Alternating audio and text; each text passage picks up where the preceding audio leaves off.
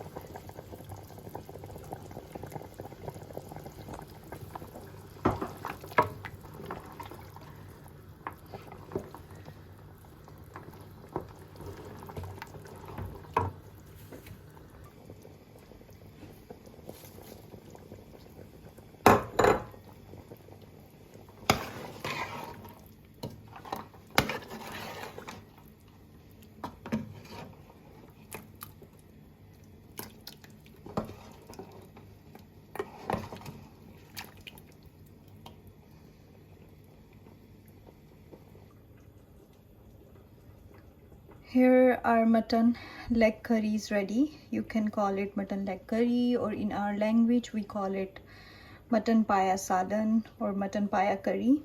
So it took total 4 hours from preparation till cooked. So it's night here. We are gonna eat it in the dinner. You can see in my window, you can see outside. So here it is ready. You can eat it with tortilla, with homemade chapati, and even you can eat it with boiled rice as well. And if you feel like you want to make it more little bit spicy or less, the salt is less, you can use this salt and black pepper additional. You can serve it in your bowl. Oh my god, I just love the way steam is coming out every time. It's my favorite part to record it.